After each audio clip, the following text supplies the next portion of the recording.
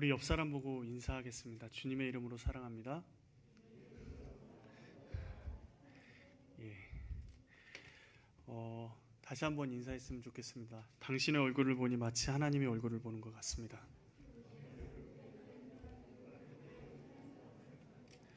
예. 뭐가 걱정이 되십니까? 이 옆 사람 얼굴을 보니까 하나님의 얼굴이 보이시는 것 같습니까? 아니면 내 얼굴이 하나님의 얼굴처럼 보일까 안 보일까가 걱정이 되십니까? 잠깐 우리 같이 기도하겠습니다. 하나님 아버지 감사합니다. 지금 이 시간 하나님의 말씀을 같이 나누고자 합니다. 사람의 말은 감추어 주시고 하나님의 음성만 들릴 수 있는, 그래서 전하는 자나 듣는 자나 하나님의 음성으로 아버지 하나님이 원하시는 음성을 듣고 그 음성대로 살아낼 수 있는 우리 모두가 되게 도와주시옵소서. 예수님의 이름으로 기도합니다. 아멘. 오늘 이제 부임해서 첫 주일 설교인데 무엇을 할까, 어떤 말씀을 전하는 게 좋을까라는 고민들을 많이 하게 됐습니다. 그리고 기도하면서 제 신앙에 가장 중요한 게 뭘까? 하나님이 저에게 지금 주시는, 그리고 지금 여태까지 저를 이끌어 주시는 가장 중요한 게 무엇일까 할 때 하나님의 사랑에 대해서, 우리 아버지 되시는 하나님에 대해서 같이 나누고자 합니다. 오늘 말씀을 생각하기 전에 혹시 지성이면 감천이다 라는 말을 아시나요? 지성이면 감천이다. 아마 잘 알고 계실 겁니다.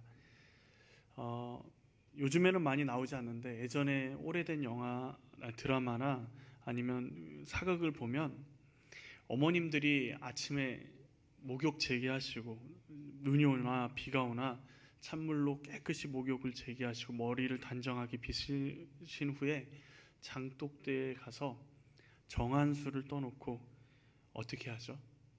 비나이다 비나이다 천지식명께 비나이다, 우리 과거 보러 간 우리 아들 장원급제하게 해주시고, 그리고 전쟁터에 나간 우리 남편 꼭 무사하게 돌아오게 해주십시오 기도하죠. 그래서 정성을 다해서 기도를 하면 그 소원이 이루어진다, 하늘도 감동해서 그 기도를 응답한다라는 것이 지성이면 감천이다 라는 말로 우리에게 전해지고 있는 것입니다. 지성이면 감천이다 라는 말은 세상의 모든 종교의, 거의 모든 종교의 특징입니다. 사람이 신에게 정성을 다해서 드리면 신은 감동해서 응답한다 라고 합니다. 그래야 사람들도 더 정성껏 신에게 정성을 드리겠죠. 그러니까 신도 살기 위해서 정성을 받고 응답을 하는 구조인 거죠. 근데 가만히 이 지성이면 감천이다 라는 이 말을 생각해 보면 무엇과 좀 비슷하지 않습니까? 뭐와 좀 비슷하죠? 자판기와 좀 비슷하지 않습니까? 자판기에 내가 원하는 물건이 있어요. 그게 3,000원짜리면 2,500원만 넣으면 2,900원만 넣어도 그냥 봐주면서 좀 주면 좋을 텐데 얼마를 넣어야지 딱 그 자판기에 물건이 떨어지죠? 3,000원 정확히 넣어야지 떨어집니다. 마찬가지로 정성이라는 그 동전을 열심히 신이라는 자판기에 자신이 주문한 그 금액만큼 넣어야지만 응답이 떨어지는, 이게 바로 이 시스템이 뭐냐면 지성이면 감천이다 라는 시스템이죠. 하늘이 감동한 것처럼 이제 포장을 하지만 어떻죠? 정성을 그만큼 들이지 않으면 응답이 없다. 나에게 정성을 바쳐봐. 신이 마치 그렇게 이야기하는 것 같습니다. 그런데 우리 하나님은 어떠신가요? 하나님께 정성을 들이면 하나님이 감동해서 우리의 소원을 들어주십니까? 그러면 우리는 365일 매일 지금 새벽 기도가 미어 터져야 정상입니다. 그리고 이 예배당이 그냥 미어 터져야 정상이죠. 근데 어떻죠? 정성을 들여도 수없이 기도해도 이루어지는 소원이 있는가 하면 이루어지지 않기도 하다라는 것입니다. 하나님께 정성을 다해 기도하는 것은 당연한 것입니다.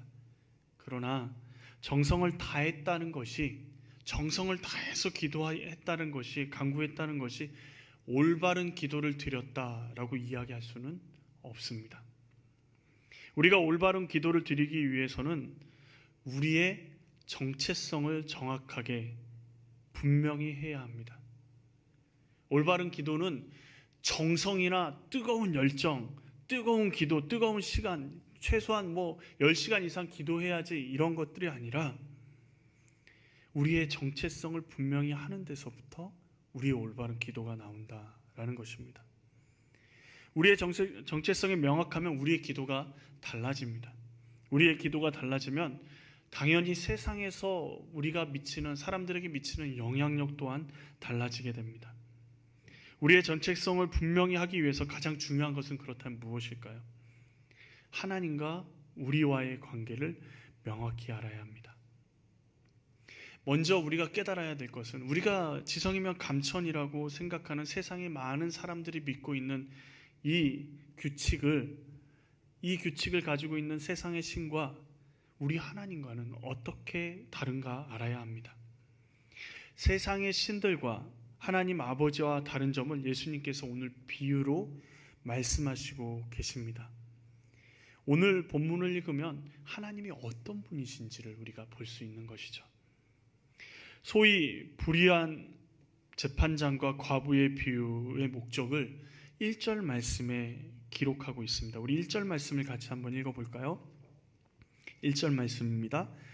예수께서 그들에게 항상 기도하고 낙심하지 말아야 할 것을 비유로 말씀하여, 항상 기도하고 낙심하지 말아야 할 것을 비유로 말씀하고 계십니다. 비유로. 우린 두 가지 명확한 사실을 알 수 있죠. 첫 번째는 뭐죠? 항상 어떻게 해야 된다고요? 기도해야 된다라고 하는 것입니다. 항상 기도해야 한다. 두 번째 사실은 뭐죠? 항상 기도하면 낙심할 일이 사라진다? 인가요? 항상 기도하지 못할 만한 항상 기도해야 되는 우리의 일을 방해할 만한, 낙심할 만한 상황들이 우리에게 펼쳐질 수도 있다라는 것입니다. 놀랍죠? 세상의 신들은 기도하면, 나를 믿기만 하면 좋은 일이 있을 거다라고 얘기하지만, 항상 기도하라고 말씀하신 하나님이, 예수님께서 그 기도를 방해할 만큼, 기도하지 못할 만큼 낙심할 상황이 우리에게 펼쳐지지만 끈질기게 하나님 앞에 항상 기도해야 되는 이유를 이 비유를 통해서 말씀하고 계신다라는 것입니다. 끈질기면 끈질기게 기도하면 하나님이 응답하신다라는 것이 아니라, 기도하지 못할 만큼 낙심할 상황이 우리 가운데 펼쳐질 수 있지만 우리가 낙심하지 말고 끝까지 기도해야 되는 이유를 말씀하고 계시는 것이죠. 오늘 말씀을 좀 자세히 살펴볼까요? 본문은 어떠한 원한을 가졌는지 모르지만 한 과부가 원수를 향한 대단한 원한을 품었습니다. 그래서 그 도시의 재판장을 찾아갑니다. 이 당시의 재판장은 법원에서 일하는 판사가 아닙니다. 그 지역의 유지로서 그 지역을 다스리는 모든 권력이 그 사람에게 집중되어 있는 사람을 의미합니다. 성경은 그 재판장을 뭐라고 표현하냐면 2절 말씀에 보면 하나님을 두려워하지 않고 사람을 무시하는 한 재판장이라고 말합니다. 하나님을 두려워하지 않는다. 그런 재판장이 과부에게 관심을 기울이겠습니까? 당시의 여자는요, 재산의 상속권조차 없는 사람들이었습니다. 자, 남편이 죽으면 누가 재산을 상속받아야 되죠? 요즘에는 당연히 아내가 상속받아야죠. 자식이 있으면 자식과 분배가 되지만 아내가 가장 많이 상속을 받는 게 당연합니다. 그런데 그 당시에는 남편이 죽으면 아들이 없으면 누가 재산을 상속받냐면 아내가 상속받는 게 아니라 가장 가까운 친척 남자분이 상속을 받게 됩니다. 그러면 과부인 그 여자는 어떻게 하냐? 조금 겨우 살만한 금액을 그 여자에게 주고 그것으로 끝입니다. 그러니 성경에서 희망이 없고 절망적인 사람 중에 대표자가 과부인 것이죠. 나인성 과부가 왜 이렇게 울었겠습니까? 하나뿐인 아들이 죽었으니 자신에게 더 이상 희망이 없습니다. 아들이 죽은 것도 서글픈데 더 이상 어떻게 살지 모르는 그 상황인 것이죠. 그런데 그런 과부가 2절에 재판장을 찾아갔으니 그 재판장이 얼마나 무시하겠습니까? 뻔할 뻔짜죠. 그런데 과부가 얼마나 끈질기게 재판장을 찾아갔는지 재판장의 독백을 통해서 알 수 있습니다. 4절에서 5절 말씀을 보면 그가 얼마 동안 듣지 아니하다가 후에 속으로 생각하되 내가 하나님을 두려워하지 않고 사람을 무시하나 이 과부가 나를 번거롭게 하니 내가 그 원한을 풀어주리라. 그렇지 않으면 늘 와서 나를 괴롭게 하리라 하였느니라. 재판장이 과부의 원한을 풀어주기로 결심합니다. 왜냐하면 그 과부가 힘이 있고 능력이 있어서도 아니고 이뻐서도 아닙니다. 비가 오나 눈이 오나 시도 때도 없이 자신을 찾아와 자신의 원한을 풀어주기를 강구하기 때문에 그렇죠. 많은 사람들 앞에서 그리고 중요한 사람을 만날 때 자신의 중요한 일들이 있을 때 찾아와서 자신의 머리를 어지럽게 하고 많은 사람들 앞에서 창피하게 만드는 그 상황들이 싫어서 더 이상 나를 귀찮게 하지 못하게 하겠다라고 생각해서 결심을 한 것입니다. 그런데 여기서 그만큼 힘 있는 사람이 과부를 잡아놓고 해코지해서 다시는 못 찾아오게 할 수도 있지 않을까요? 그런데 그 당시에 남성이 여성에게 폭력을 쓰거나 해코지를 하는 것은 굉장히 수치스러운 일이었습니다. 그러기에 재판장은 과부의 소원을 빨리 들어줘 버리고 편안한 일상을 다시 회복하고 싶은 마음에 과부의 소원을 들어주기로 결정한 것입니다. 여기까지 예수님께서 말씀하시고 그 끝부분에 무엇으로 다시 새로운 이야기를 시작하십니다. 하물며로 시작하시죠. 불의한 재판장과 하나님을 이제 비교합니다. 하물며라는 단어의 사전적 의미는 앞의 내용보다 뒤의 내용에 대한 더 강한 긍정을 나타낼 때 쓰여 앞뒤 문장을 이어주는 말이랍니다. 불의한 재판장도 도저히 들어주지 않을 것 같은 과부의 원한을 풀어주려고 하는데 불의한 재판장도 과부의 음성을 듣는데 하물며 우리에게 귀를 기울이시고 머리털까지 세신 바 되시는 하나님은 어떠하시겠느냐라는 것입니다. 하나님은 불의한 재판장과 다르시다라는 것입니다. 불의한 재판장은 과부를 긍휼히 여기지 않습니다. 그냥 과부가 탄원하는 그것에 응답하는 것은 번거롭고 귀찮기 때문에 하는 것이죠. 과부의 상황과 환경은 전혀 관심 대상이 아닙니다. 자신만 귀찮게 하지 않으면 땡입니다. 그러기에 과부의 요구를 신속하게 들어주는 것이죠. 과부에게 관심조차 없고 그리고 심지어 귀찮기도 합니다. 그런데 우리 하나님은 어떠십니까? 우리 하나님은 어떠신가요? 여러분 모두 예수님을 구주로 영접하셨죠? 예수님이 우리의 구주시고 우리가 하나님의 자녀된 것을 믿습니다. 독생자이신 하나뿐이신 예수 그리스도를 이 땅에 보내셨습니다. 누구 때문에요? 우리 때문에. 누구 때문에요? 나 때문에. 그 말은 무슨 말이죠? 독생자의 생명을 내어주기까지 독생자의 생명과 우리의 생명을 바꾸기까지 우리를 사랑하신다라는 것입니다. 불의한 재판장은 과부의 상황이나 환경을 알지도 않고 알고 싶어 하지도 않았습니다. 그러나 우리 하나님은 우리의 사정과 생각과 환경을 알고 계시고 관심이 있어 하십니다. 왜냐하면 우리를 너무도 사랑하시기 때문에. 불의한 재판장은 과부의 탄원을 들어서 과부가 원하는 것만을 알고 있었습니다. 이 사람이 이런 원한이 있구나. 근데 우리 하나님은 우리의 탄원을 아실 뿐만 아니라 우리가 기도하는 그 기도를 아실 뿐만 아니라 문제의 근본적인 원인까지도 알고 계십니다. 그리고 그 문제를 풀 최상의 길도 우리 하나님은 알고 계시죠. 불의한 재판장은 과부에게 소원을 들어주고 원한을 풀어주고 더 이상 과부와 엉키고 싶지 않습니다. 다시는 만나고 길에서 만나도 나를 아는 체 하지 말라, 아마 그렇게 신신당부를 하지 않았을까 싶습니다. 그런데 우리 하나님은 우리의 탄원을 들어주실 뿐만 아니라 그것을 통해서 하나님과의 관계가 개선되고 계속해서, 아니 더 친밀하게 더 깊이 하나님과 교제하기를 원하십니다. 불의한 재판장은 자신이 과부의 원한을 풀어주면 과부에게 어떤 일이 일어나게 될지에 대해 전혀 관심이 없습니다. 그러나 우리 하나님은 우리가 간구하는 소원을 들어줄 때까지 우리의 삶에 어떤 영향력을 끼치게 될지, 우리의 소원, 우리가 간구하는 그 소원을 그대로 들어주면 우리의 삶에 어떤 영향을 끼치게 될지 굉장히 관심이 있으십니다. 결정적으로 불의한 재판장과 과부와의 관계는 사회 최고의 지도층과 최하층민의 서민이라는 관계입니다. 그 이상도 그 이하도 아니죠. 그런데 우리 하나님과 우리와의 관계는 무엇입니까? 세상의 신과 피조물의 관계인가요? 우리가 정성을 바쳐야 될 분이신가요? 그냥 단순히 우리가 정성이라는 동전을 하나님 앞에 계속 상납해야 되는, 그래서 하나님께 원하는 것을 우리가 그래야지만 얻어낼 수 있는 분이신가요? 아닙니다. 하나님과 우리는 예수 그리스도로 말미암아 부모와 자녀와의 관계, 하나님이 우리 아버지 되신 거죠. 우리는 하나님의 자녀인 것입니다. 이것이 우리의 정체성입니다.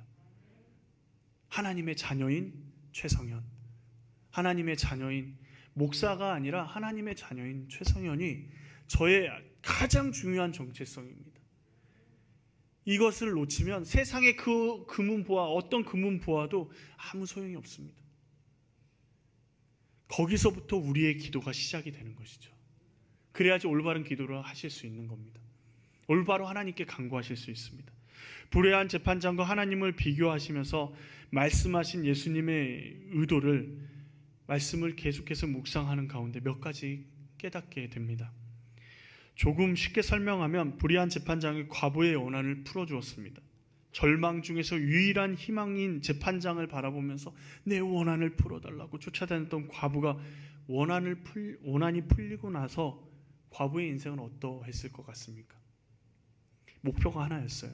남편도 죽고 아무도 자신을 도와줄 사람이 없었는데 원한이 있단 말이죠. 그 원한을 푸는 것이 목적이었어요. 근데 그 원한이 재판장을 귀찮아서 풀어줘 버렸단 말이에요. 그러니까 그 원한이 풀리고 나니까 어떻습니까? 눈에 보이는 게 이제 현실이 눈에 보이기 시작하죠. 그 마음 가운데 허탈한 마음이 들지 않을까요? 한번 큰 일을 치르고 나면 마음이 어떻습니까? 허탈하죠. 교회 사역도 어쩔 때는 큰 프로젝트를 하나 하고 나면 애를 다 쓰다가 진액이 다 빠져나가는, 마무리하고 나면 기쁘기도 하지만 허탈한 느낌이 들 때가 있습니다. 기쁜 일을 해도 그런데 자신이 정말 이 원한만 풀리면 난 정말 좋을 것 같다라고 했던 그것이 딱 풀리고 나면 어땠을까요? 그 과부의 삶이 어땠을 것 같습니까? 더 이상 희망이 없습니다. 살 의지도 없습니다. 살아갈 방법도 실제로는 없습니다. 완전히 그녀의 삶은 망가져 버릴 것입니다.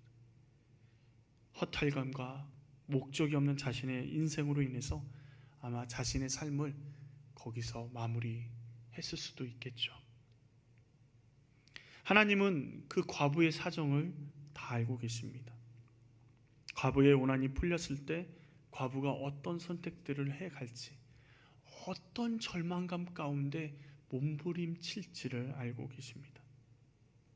과부가 정말 애타게 내 원한을 풀어주기를 절규하면서 하나님께 간구한다고 하나님께서 네가 정말 간절히 원하니까 내가 들어줄게 라고 그냥 그 과부의 원한을 풀어주실까요?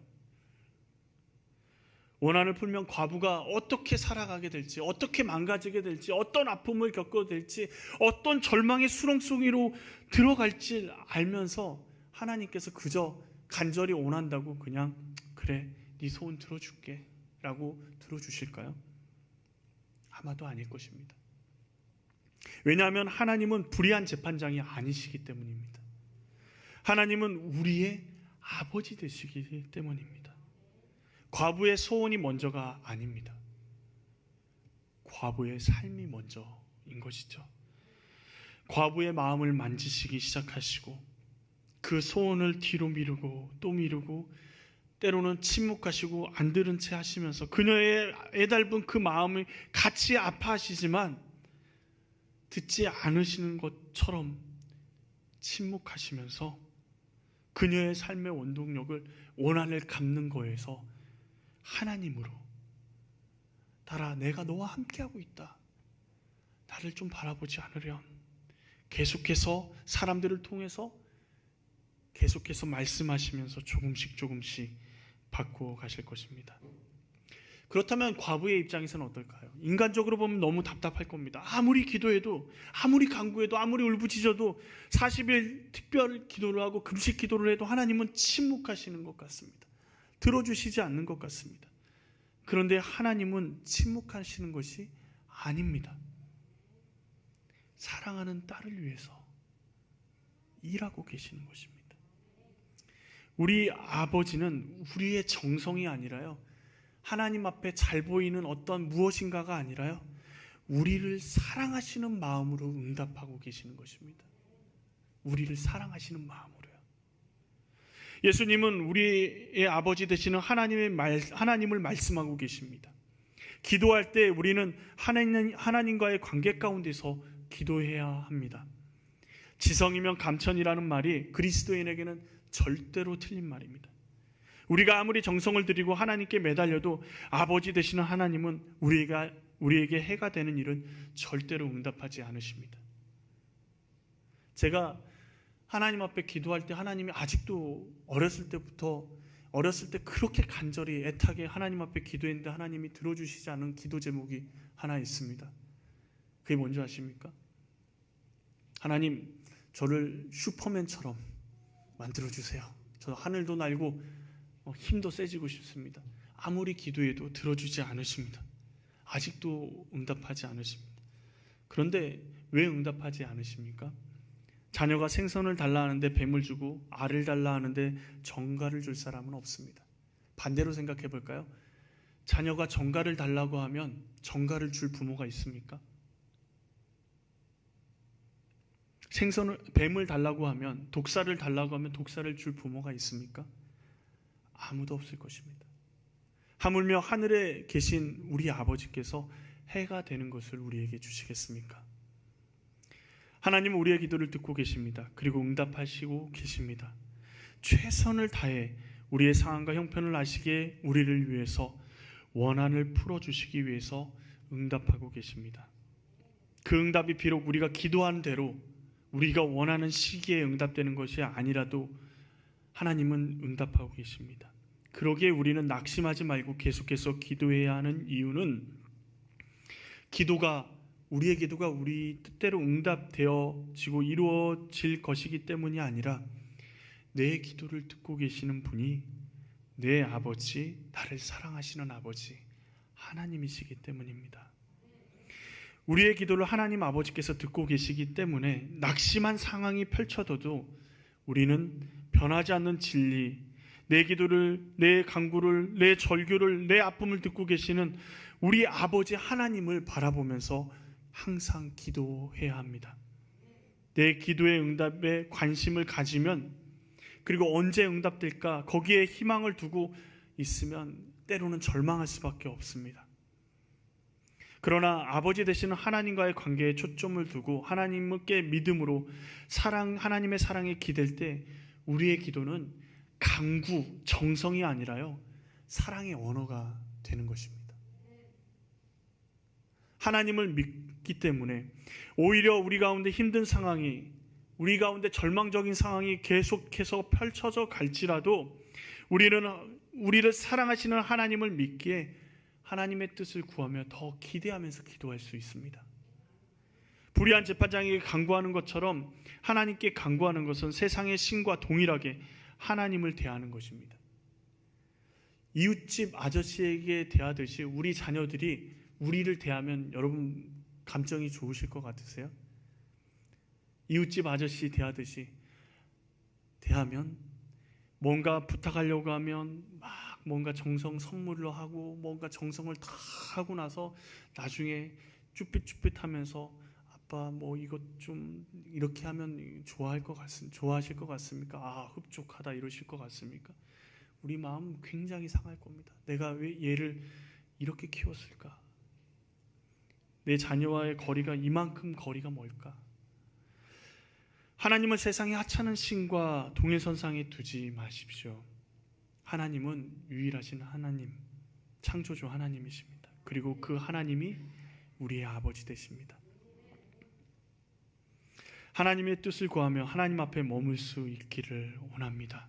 그 침묵 가운데도 분명한 사랑이 절절히 흘러가고 있습니다. 그렇게 되기 위해서 우리는 무엇보다 아버지 되신 하나님의 사랑에 우리가 기대어야 할 것입니다. 그래서 서두에 말씀드렸듯이 우리의 정체성은 우리의 기도를 바꾸는, 그리고 우리의 기도를 올바른 기도를 드리게 하는 가장 중요한 핵심 키고 가장 중요한 기도의 처음 시작점인 것입니다. 그 정체성이 무엇입니까? 하나님의 자녀라는 것입니다. 하늘 아버지 되시는 하나님은 결코 실수를 하지 않으십니다. 육신의 아버지는, 육신의 부모는 자녀를 위해서 열심히 좋은 것을 준다고 줍니다. 그런데 나중에 땅을 치고 후회하시는 분들이 얼마나 많은지 모릅니다. 그때 그것을 주면 안 됐었는데, 그때 걔 소원을 들어줬으면 안 됐는데, 그래서 내가 다 아이를 망쳤다고 땅을 치고 가슴을 치고 후회하는 부모들이 얼마나 많은지 모릅니다. 그런데 육신의 아버지는, 육신의 부모는 실수할 수 있고 악한 것을 자신도 모르게 자녀에게 줄 수도 있다고 하지만 우리 하나님은 그런 실수를 하시는 분이 아니십니다. 처음에는 좋아 보여도 나중에 해가 될 것들은 절대 우리에게 주지 않으십니다. 실수하지 않으시는 아버지이시기 때문에 그렇죠. 우리 주님은 우리에게 구하는 것을 주시고 찾는 것을 찾게 하시고 두드리는 것을 열리게 하시는 분이십니다. 하나님을 믿는다면 그 뜻대로, 내 생각대로 내 기도가 이루어지지 않는다고 해도 하나님 아버지를 믿기에, 하나님이 침묵하시는 그때 우리는 무엇을 찾게 되냐면 하나님이 그 고난 가운데, 그 어려움 가운데 우리에게 준비하신 선물들을 찾게 될 겁니다. 왜냐하면 우리를 사랑하시기에 지금 나에게 어려움 가운데 머물러 있게 한다라면 분명히 그 가운데 하나님이 우리에게 가르치시고자 하는, 그리고 우리에게 주시고자 하는 선물이 있을 것이 확실하기 때문입니다. 하나님은 우리에게 늘 좋은 것으로 우리에게 주시는 분이시고 가장 좋은 것을 이미 우리에게 주셨습니다. 전부를 다 주셨습니다. 예수 그리스도입니다.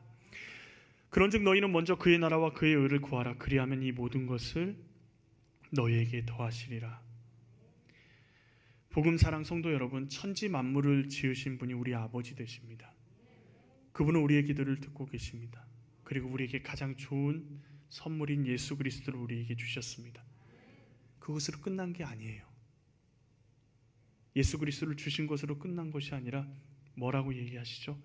내가 세상 끝날까지 항상 너희와 함께 있겠다라고 말씀하십니다. 예수님이 승천하시고 나서 성령님을 보내셔서 우리와 함께 있게 하셨습니다. 우리의 눈에 보이는 문제가 아닙니다. 그 문제를 뛰어넘으시는 하나님이 우리와 함께 계심을 믿으십시오. 세상의 원수들은, 마귀는 우리를 넘어뜨리려고 합니다. 어떻게든 쓰러뜨리려고 합니다. 하나님이 없다라고 이야기할지도 모릅니다. 그러나 그런 상황 가운데서도 하나님이 우리를 머물게 하시고 때로는 어려움을 겪게 하시고 하시는 이유는 우리로 더욱더 성장하게 하기 위해서, 내 자녀에게 더 좋은 곳으로 주기 위해서, 하나님의 뜻을 주기 위해서인 줄 믿습니다. 세상에 많은 교회들이 있습니다. 세상 사람들이 말하는 훌륭한 교회라고 하는 교회들이 있습니다. 그런데 우리를 복음사랑교회라는 공동체에 세우신 이유가 무엇이겠습니까? 우리에게 분명한 유익이 있기 때문에 그렇습니다. 저는 가장 안타까운 분들이 그런 분들입니다. 하나님이 우리를 사랑하셔서 기쁨을 주시고 구원의 기쁨을 주셨는데 신앙생활이 의무감으로 되는 겁니다. 기쁨이 하나도 없다면 얼마나 안타깝습니까? 하나님은 이미 기쁨을 주셨는데 우리 모든 분들이 복음사랑에 속한 모든 성도님들이 기쁨을 누릴 수 있기를 원합니다. 이 공동체 안에서 하나님이 주신 기쁨, 하나님의 사랑을 누리실 수 있기를 원합니다. 거기서 멈추지 않기를 원합니다. 하나님께서는 우리를 세상의 소금과 세상의 빛이라고 말씀하십니다. 현실 사회 속에서 그리스도인의 역할이 있음을 분명히 말씀하시죠. 소금과 빛은요, 사용되어야 될 장소에 없으면 아무런 의미가 없습니다. 그리스도인의 삶이 교회 안에서만이라면 아무 의미가 없겠죠. 사회 속에서 구체적으로 나타나야 하는 것입니다. 산상수훈에서 마태복음 5장 16절에 예수님께서 이렇게 말씀하십니다. 이와 같이 너희 빛이 사람 앞에 비치게 하여 그들로 너희 착한 행실을 보고 하늘에 계신 너희 아버지께 영광을 돌리게 하라. 우리 주님은 너희는 세상의 소금이 될 것이라 라고 말씀하지 않으십니다. 너희는 세상의 소금이다 라고 말씀하십니다. 우리의 삶 전 영역 안에 우리는 이미 예수 그리스도를 구주로 영접하는 그 시간부터 세상의 소금인 것입니다. 우리는 혼자가 아니라 하나님이 우리와 함께 계십니다. 우리가 하나님의 자녀인 것 자체가 이미 세상의 소금으로 이 땅에 보내졌다라는 것입니다. 그러기 위해서 우리가 가장 잊지 말아야 될 것, 가장 중요한 것은 하나님이 우리의 아버지 되신다라는 사실입니다. 기도할 때 때로는 침묵하시는 것처럼 느껴지지 않고 우리의 기도를 듣지 않으신 것처럼 느껴질 때 그때마다 기억하십시오. 나를 가장 사랑하시는 분은 하나님이시고 나를 자녀 삼아 주신 분도 하나님이시다. 그러기에 지금 침묵하시는 이유가 분명히 있을 것이다. 그렇다면 그때부터 무엇을 구할까요? 내 기도의 제목을 내려놓고 하나님의 뜻을 구하며 나아갈 수 있습니다. 하나님이 준비하시는 선물을 받아들일 준비가 된 것이죠. 이 세상 그 무엇보다도 신앙에서 가장 중요한 것은 하나님이 우리 아버지 되신 것, 그리고 하나님의 사랑에 기대어야지만 우리가 살아갈 수 있고 우리 기쁨이 넘칠 수 있음을 우리가 정말 믿음으로 받아들일 수 있기를 원합니다. 독생자 예수 그리스도를 이 땅에 보내셔서 죽기까지 사랑하신 그 사랑에 기대어서 승리하시기를 간절히 원합니다. 우리 같이 지금 이 시간 같이 기도했으면 좋겠습니다. 하나님, 우리 마음 가운데, 아니 우리의 삶 가운데 하나님의 자녀로서의 정체성을 가지고 살아가게 하여 주시옵소서. 항상 우리의 기도가 끊이지 않게 하여 주십시오. 때로는 절망적인 상황이, 때로는 고난이, 때로는 우리가 알 수 없는 일들이 우리 가운데 펼쳐지지만 하나님이 우리 아버지 되시는 그 하나님의 그 사랑을 믿음으로 아버지 우리 주님 앞에 더욱더 나아갈 수 있게 하여 주시옵소서. 우리 같이 결단하며 기도하며 나아가기로 합니다. 같이 기도하시겠습니다. 하나님 아버지, 그렇습니다. 우리가 주님 앞에 나아가기로 합니다. 주님이 우리 가운데 함께 하시는 줄 믿습니다. 주님이 우리의 아버지 되십니다.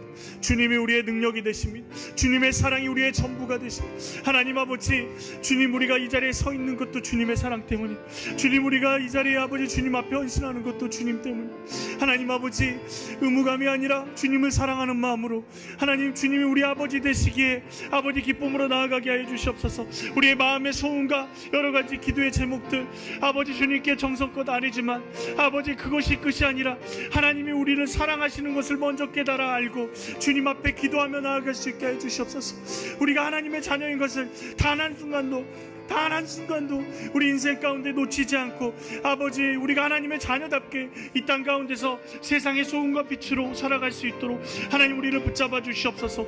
아버지, 불의한 재판장이 아닌 아버지, 하물며 하늘 아버지께서 우리의 기도를 듣지 않겠느냐, 우리가 항상 기도해야 될 이유를 말씀하시는 그 하나님 앞에, 아버지 그 예수님 앞에 우리가 다시 한번 나아갑니다. 하나님 아버지, 다시 한번 아버지 하나님의 자녀로서의 정체성을 가지고 든든히 서갈 수 있도록 우리 모두를 붙잡아 주시옵소서.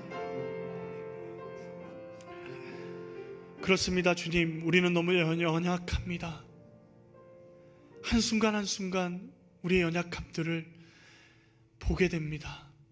주님이 우리를 사랑하셔서 하나님의 자녀 삼아 주셨는데 그 자녀된 권세는 잊어버리고 세상의 길로 따라갈 때가 너무도 많습니다.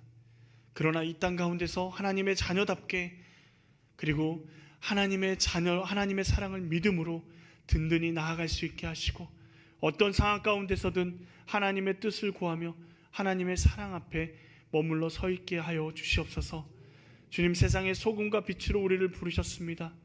하나님, 이 땅 가운데 소금과 빛으로 우리 가정 가운데, 우리 교회 가운데, 우리 순천 땅 가운데, 우리 나라 가운데, 이 세계 가운데 소금과 빛으로 우리가 하나님의 자녀로 서 있게 하여 주시옵소서. 예수님의 이름으로 기도합니다. 아멘.